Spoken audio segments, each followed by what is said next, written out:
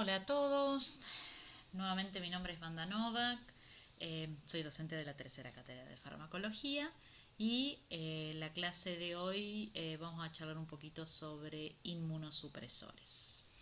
Bien, inmunosupresores o inmunomoduladores, ¿sí? Van a haber algunos fármacos que no son inmunosupresores per se, pero lo que hacen es inmunomodular el sistema inmunológico como para disminuir su función. Bien, entonces dentro de los inmunosupresores, así globalmente, tenemos una serie de fármacos, ¿sí? De los cuales nosotros no vamos a hablar 100% de todos, sino solamente los que están ahí, digamos, en negro, fundamentalmente. Eh, por ejemplo, los glucocorticoides ya lo vieron en farmacología 1, ¿sí? No vamos a volver a verlos en este caso, simplemente sí les pido que recuerden, ¿sí? O que repasen el mecanismo de acción de los glucocorticoides por el cual, digamos, generan entre otras cosas, generan su efecto o llevan, digamos, su efecto inmunosupresor, ¿sí? Recuerde que también los glucocorticoides son antiinflamatorios y antialérgicos. Bien, concretamente nosotros vamos a hablar de los inhibidores de la calcineurina, de los inhibidores de la proliferación, y cuando hablamos de la proliferación hablamos de la proliferación de los linfocitos, y vamos a nombrar brevemente después algunos fármacos biológicos. Dentro de lo que son los inhibidores de la calcineurina tenemos dos, tacrolimus y ciclosporina. Lo que a mí me gustó acá es exponérselos dentro de lo que es un gráfico. Este gráfico lo saqué, es un esquema que saqué del Goodman y Gilman, de la última edición, de la 13ª. Me pareció un gráfico interesante porque es bastante integrador, ¿sí? Entonces, en la parte de arriba, ustedes van a tener a la célula presentadora de antígenos, que si recuerdan, ¿sí? Allá la leo en inmuno. Este, es una de las células principales que al interaccionar con el linfocito T, ahora vamos a ver de qué forma, eh, representa uno de los pasos cruciales en el montaje de la inmunidad dentro de lo que es la inmunidad innata. ¿Sí? O de la respuesta inmunológica, mejor dicho.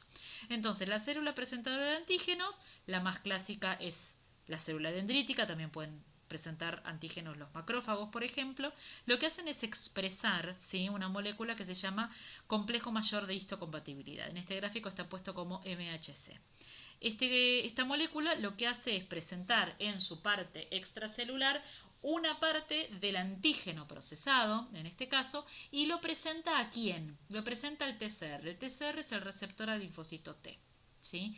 Y una vez que interaccionan, cascada abajo, digamos, en lo que es dentro del linfocito T, en la parte de abajo del gráfico, van a ver que se genera una serie de señales. Ahora bien, esa serie de señales es necesario para que terminen, ¿sí?, de expresarse y de activarse, mejor dicho, de forma completa, es necesaria la presencia de un estímulo coestimulatorio. En este caso está representado por medio de la interacción del CD80 o CD86 en la célula presentadora de antígeno con otro receptor que en el caso del linfocito T es el CD28.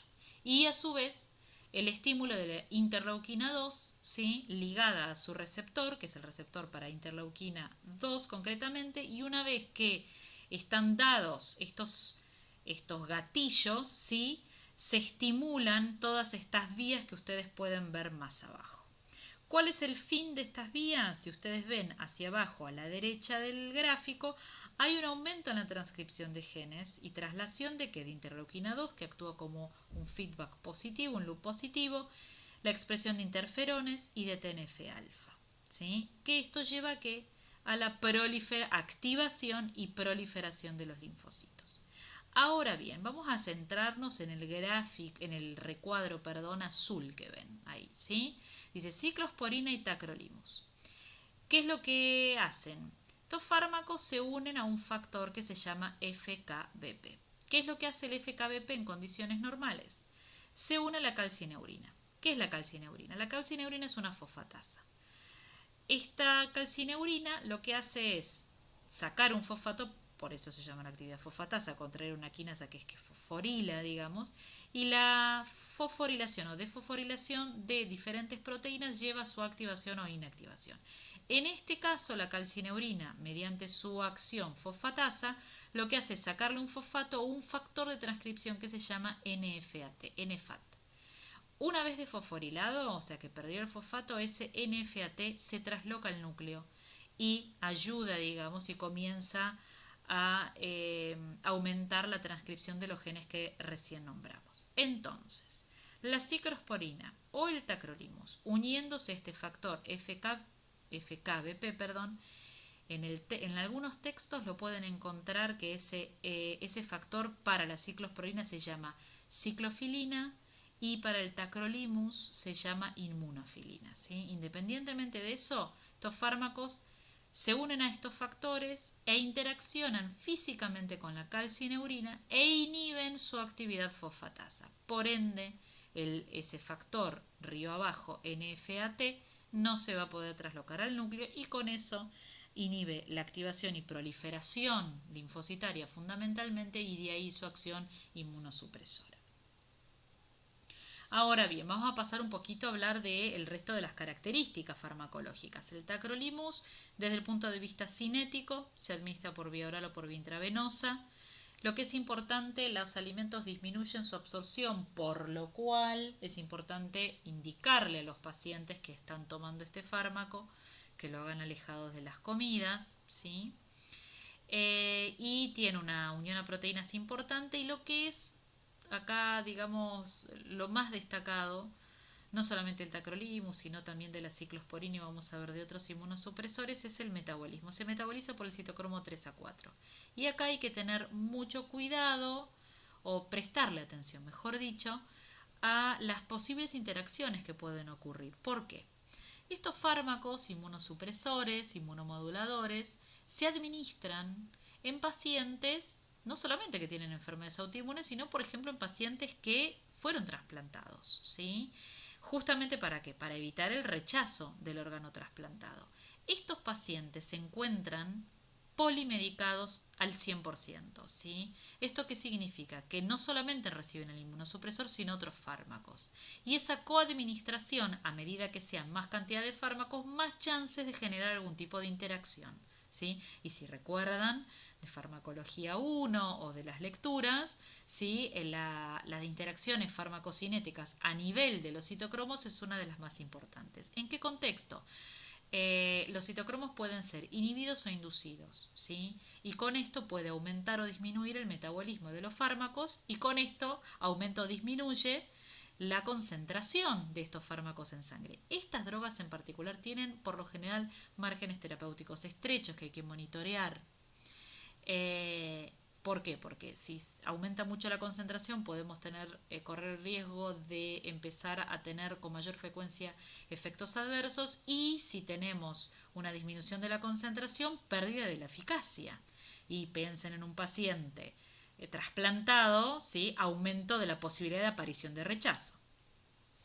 Entonces, como corolario, es muy importante estos fármacos, cuando se coadministran, evaluar si los fármacos con los cuales se están administrando en conjunto tienen, ¿sí?, un efecto con relevancia clínica sobre la inhibición o eventual inducción de este citocromo en particular. En relación a los efectos adversos, el tacrolimus puede producir nefrotoxicidad, por lo cual hay que monitorear la función renal.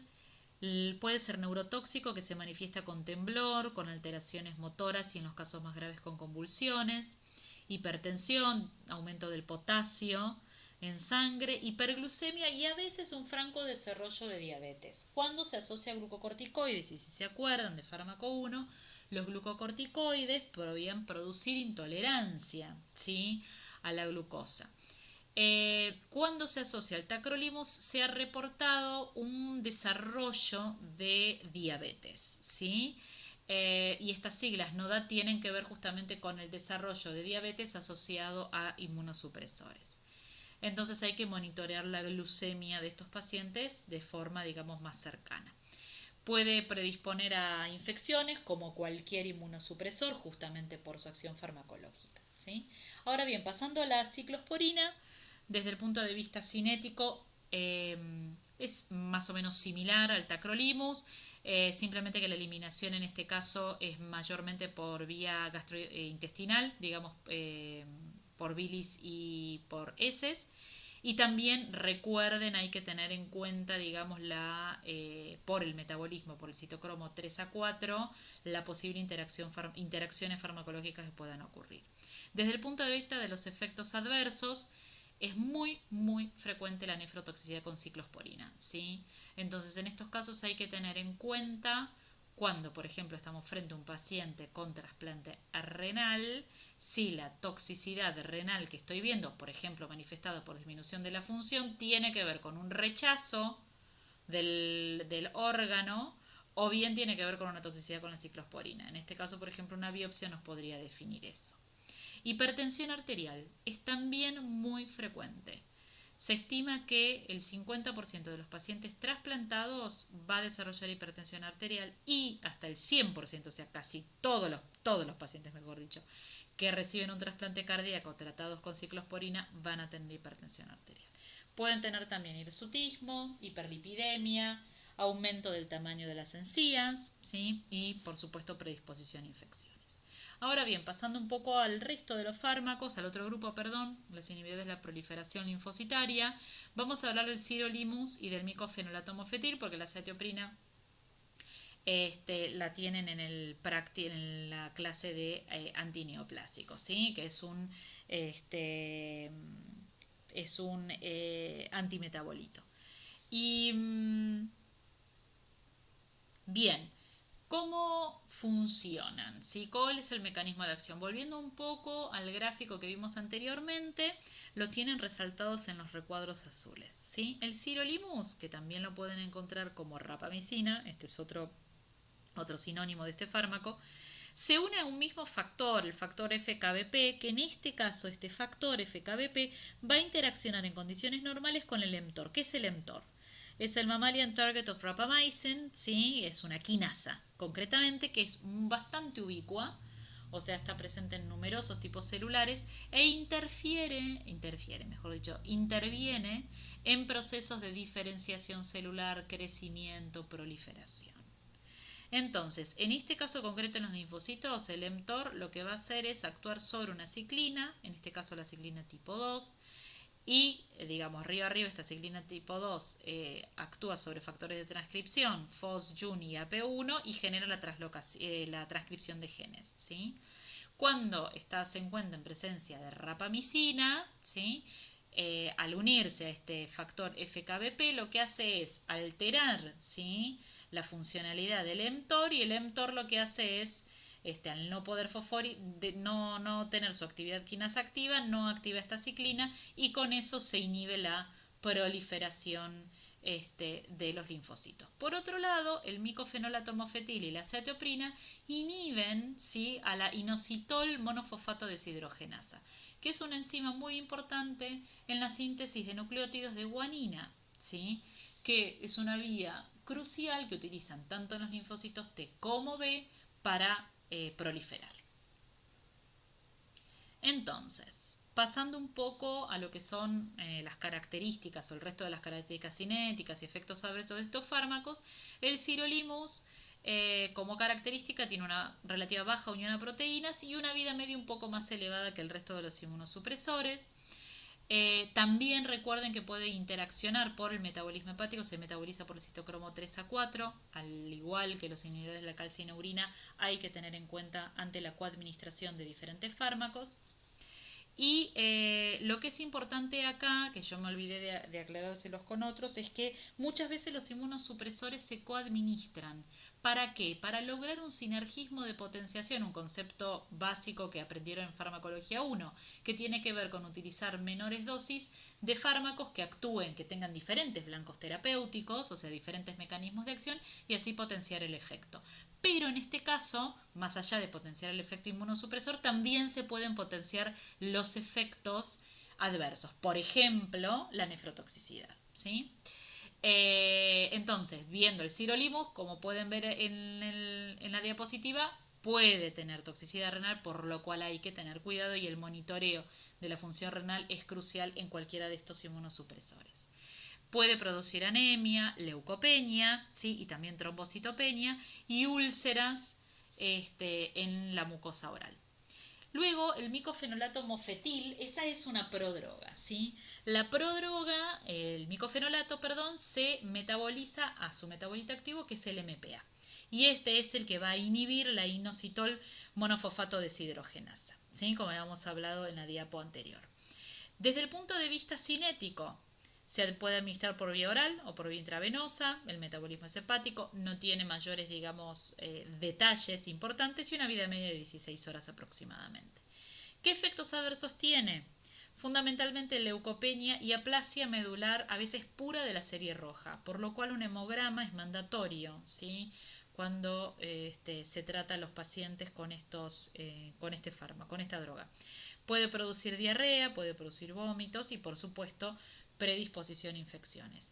¿Qué es importante tener en cuenta respecto de las interacciones? ¿Sí? Justamente al ser una prodroga, es muy importante que se genere el metabolito activo, por lo cual los antióxidos, por ejemplo, que ya sea que contengan aluminio o magnesio, o bien la colestiramina, ¿sí? Que es un secuestrador y que inhibe la absorción y también inhibe el circuito enterohepático de la droga, lo que hace, ¿sí? Es disminuir mucho la producción por diferentes mecanismos, ya sea por disminución de la absorción o por inhibición, digamos, del circuito, la generación del MPA. Con eso disminuye mucho la eficacia, ¿sí? Terapéutica de estos fármacos, por lo cual no se pueden coadministrar. Y también hay que tener en cuenta si lo administro con tacrolimus. El tacrolimus se demostró o se vio, mejor dicho, que puede inhibir la conversión de MPA a MPAG, que es el metabolito inactivo, ¿sí? Por lo cual yo puedo tener efectos tóxicos. Y por último, el ciclovir o el ganciclovir, ya lo van a ver más adelante, son antivirales, ¿sí? Que se utilizan en el tratamiento, por ejemplo, del herpes o del citomegalovirus. En este caso lo que van a hacer es competir con el micofenolato, mejor dicho, con su metabolito, por la secreción tubular a nivel renal. Y bien, ya para ir terminando, vamos a ver de los fármacos biológicos. Acá pusimos solamente los fármacos biológicos que van a ser utilizados como inmunosupresores, ¿sí? Muchos de ellos se utilizan, por ejemplo, como la antitimoglobulina, como inductor previo al trasplante de los pacientes para disminuir, ¿sí? La respuesta inmune y evitar el rechazo. Y vamos a ver que característicamente estos fármacos, ¿sí? Con respecto al resto, a los otros que vimos anteriormente, tienen diferencias farmacológicas importantes. Una de las más importantes, por ejemplo, es el tamaño, ¿sí? Estamos hablando de anticuerpos, de drogas enormes, fármacos enormes, ¿sí? Que comparado, por ejemplo, con moléculas muchísimo más pequeñas, como puede ser el tacrolimus o la ciclosporina, eso les va a dar diferencias, digamos, desde el punto de vista dinámico y cinético importantes. Pero simplemente en esta clase vamos a nombrar, digamos, los mecanismos de acción, ¿sí? Vuelvo a repetir, los biológicos es una clase independiente, no se puede dar junto porque si no estaríamos muchísimo tiempo. Bueno, entonces, volviendo al gráfico madre, ¿sí? De esta clase, en este caso lo tienen en el recuadro en azul, arriba, ¿sí? Un poco la forma en la cual actúan. Si recuerdan, habíamos hablado al principio de que para poder activar y proliferar a los linfocitos era muy importante, ¿sí? Una interacción primaria con la célula presentadora de antígenos y que no alcanzaba únicamente con la interacción del antígeno montado, digamos, en la molécula presentadora, ¿sí? Del complejo mayor de histocompatibilidad y su interacción con el TCR, sino que debería haber moléculas coestimulatorias, ¿sí? Y entonces es ahí donde fundamentalmente los biológicos van a actuar. Entonces, la antitimoglobulina, ¿sí? La antitimoglobulina es el único fármaco biológico en este caso que tiene una acción policlonal, o sea que está dirigida a diferentes targets terapéuticos, mejor dicho. Concretamente, ¿cómo se produce? Lo que hace es inyectarse timocitos humanos en animales, por ejemplo conejo, y luego de esos conejos se extrae la sangre y de la fracción plasmática del suero se extraen, se purifican las diferentes inmunoglobulinas que van dirigidas contra los targets, por ejemplo, que ustedes ven en la diapositiva. CD2, CD3, CD4 y CD8 son moléculas que se expresan en los diferentes linfocitos. El CD11A es un marcador, digamos, que se expresa en la línea mieloide. El CD25, ¿sí? Que es una molécula que forma parte del receptor interleuquina 2, etcétera. Entonces, de esta forma, ¿qué es lo que hacen? Depletan a los linfocitos por citotoxicidad directa, ya sea por complemento o mediada por células. Después tenemos el alemtuzumab o el daclizumab, que si ustedes pueden observar, tienen una terminología en su nombre, digamos, en su denominación similar, terminan en MAP, y esto les habla de que son anticuerpos monoclonales.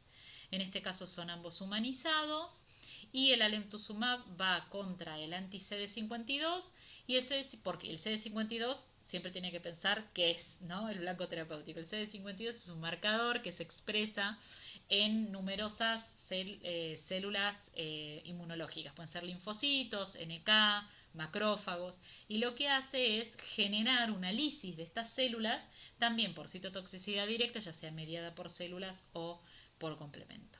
Y después el daclizumab también es un anticuerpo monoclonal humanizado en este caso, que va contra el CD25, y yo les dije que el CD25 es una molécula que se expresa, ¿sí?, y forma parte del receptor interleuquina 2.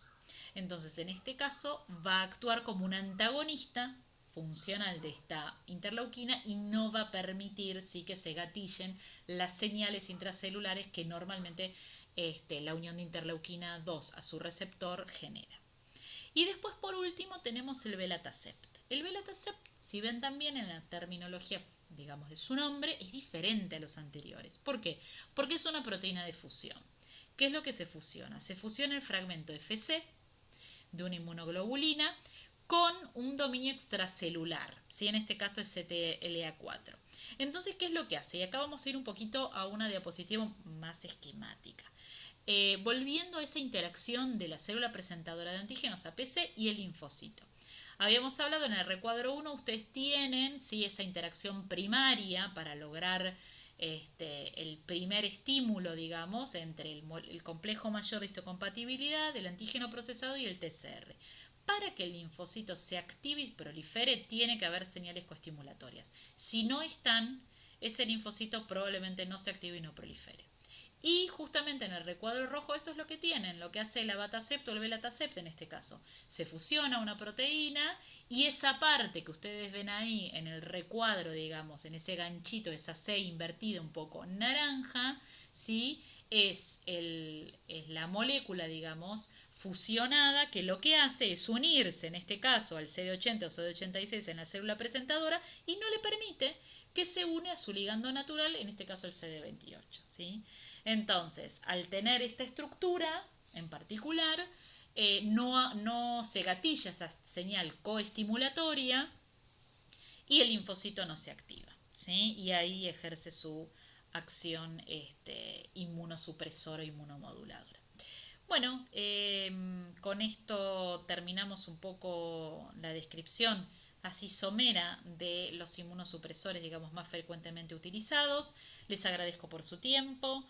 Ahí abajo tienen mi dirección de mail. En caso de que quieran hacer una consulta, no hay ningún inconveniente. Bueno, muchas gracias por su tiempo y espero que estén bien.